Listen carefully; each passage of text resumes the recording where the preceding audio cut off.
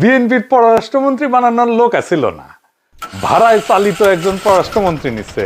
দেখেছেন না টেম্পু যেভাবে ভাড়ায় চালিত করে, উনকে এটা টেম্পু পররাষ্ট্রমন্ত্রী নিচ্ছে।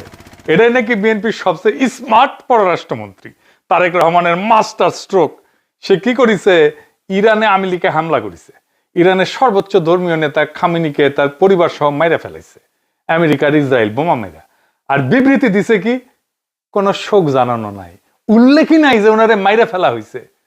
সকল আন্তর্জাতিক রীতি নিয়ম নীতি ভঙ্গ কইরা উল্লেখ নাই যে ইরানে বোমা ফেলা হইতেছে বৃষ্টির মতো, এবং বোমা ফেলা শুরু করছে আমেরিকা আর ইসরায়েল।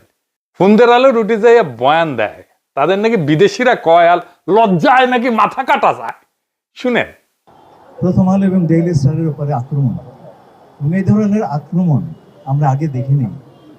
এটা ছিল স্বাধীন গণমাধ্যমের ওপর একটা আক্রমণ। প্রথম আলো এবং ডেইলি স্টারের ঘটনায় আমাকে স্থানীয় কূটনৈতিক মহলে এবং বিদেশে কথা শুনতে হয়েছে। মাননীয় স্বরাষ্ট্রমন্ত্রী যে কথাটি বললেন, আমাদের মাথা হেঁট হয়ে গেছে। আমরা আজকে একটা প্রতিজ্ঞা করতে পারি যে এই ধরনের ঘটনা আমাদের দেশে আর ঘটবে না। প্রথম আলো এবং ডেইলি স্টার পরিবারের প্রতি আমার গভীর সমবেদনা জানাচ্ছি। শুনেছেন? ওরে আমার লজ্জা রে!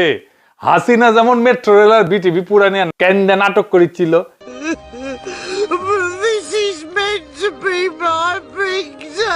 এরা ফুন্দের আলো আর দিল রিস্টার নিয়া ওই একই নাটক করিচ্ছে। নাটক কম করো প্রিয়, মিল আছে না? এরা দেশের উপরে নির্বিচারে বোমা ফেলতেছে, বাচ্চাদের স্কুলে বোমা ফেলে মাসুম বাচ্চাদেরকে মেরে ফেলতেছে, সর্বোচ্চ নেতাদের মেরে ফেলতেছে।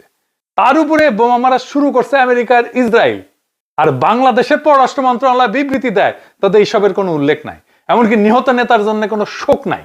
আমেরিকা যে ভাষায় বিবৃতি দিছে, ইসরায়েল যে ভাষায় বিবৃতি দিছে, ইন্ডিয়া যে ভাষায় বিবৃতি দিছে, ঠিক একই ভাষায় বিবৃতি দিছে এই পররাষ্ট্র মন্ত্রণালয়, তারেক রহমানের পররাষ্ট্র মন্ত্রণালয়, খলিলুর রহমানের পররাষ্ট্র মন্ত্রণালয়। আমরা ওই বিবৃতিতে জালেমের কণ্ঠস্বর শুনি, ওই বিবৃতিতে ফেরাউনের কণ্ঠস্বর শুনি, ওই বিবৃতিতে আমরা নমরুদের কণ্ঠস্বর শুনি। নিউ এজেন্ট নুরুল কবির নাকে রুমাল চেপে বিএনপি ভোট দিছিল, শুনেন নাই? শোনেন আবার। এই দেশের বহু মানুষ নাকে রুমাল দিয়ে বিএনপিকে ভোট দিয়েছে। নাকে রুমাল দিয়ে কেন? ওই ধানের শীষ দেখলে তার চাঁদাবাজির দুর্গন্ধ তার নাকে আসে। এই নাকে রুমাল দিয়ে দিয়েছে জামাত ইসলামের হাত থেকে বাঁচবার জন্য। শুনেছেন? সেই নুরুল কবির এইটাও সইতে না পেরা ইংরেজির স্ট্যাটাস মারিছে। ইংরেজি যেহেতু কইছে ঠিকই কইছে, তাই না? তো কইছেটা কি? বাংলায় কই লিখেছে, বাংলাদেশের পররাষ্ট্র মন্ত্রণালয় এবং তার সম্প্রসারণ হিসাবে বাংলাদেশ জাতীয়তাবাদী দল বিএনপি ইরানের বিরুদ্ধে আমেরিকা ইসরায়েলের অবৈধ আগ্রাসী যুদ্ধের বিষয়ে দেশের মানুষের অনুভূতিকে প্রতিনিধিত্ব করতে সম্পূর্ণভাবে ব্যর্থ হয়েছে। যেখানে এটা স্পষ্টভাবে সন্ত্রাসী হামলা ছিল, সেখানে পররাষ্ট্র মন্ত্রণালয়ের বিবৃতিতে শুধু আমেরিকা ইসরায়েলের অপরাধের নিন্দা জানাতেই ব্যর্থ হয়নি, বরং অপরাধী জুটির নামও উল্লেখ করা হয়নি। এর চেয়ে আশ্চর্যের বিষয় হলো, বিশ্বের মানুষ এমনকি আমেরিকার গণতান্ত্রিক মনোভাবাপন্ন অংশের লোকজনও যখন ইরানের উপরে হত্যাযজ্ঞের বিরুদ্ধে প্রতিবাদ করছে, তখন বাংলাদেশের পররাষ্ট্র মন্ত্রণালয় উল্টো উপসাগরীয় অঞ্চলে মার্কিন সামরিক ঘাঁটি লক্ষ্যবস্তু করার জন্য ইরানকে সমালোচনা করছে। এটি আমাদের জন্য, বাংলাদেশের জনগণের জন্য অপমানজনক। এটি রাষ্ট্রের এক নৈতিক ব্যর্থতা, অগ্রহণযোগ্য, সম্পূর্ণ অগ্রহণযোগ্য।